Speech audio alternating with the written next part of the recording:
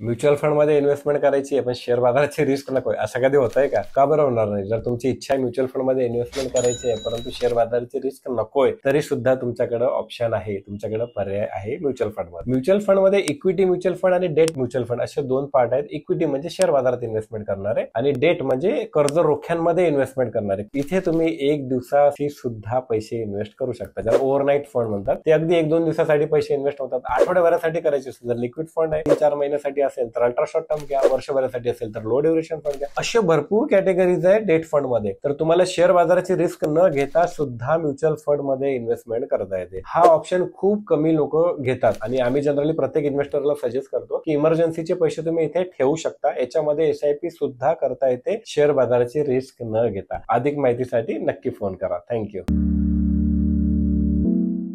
Mutual fund investments are subject to market risks. Read all scheme related documents carefully.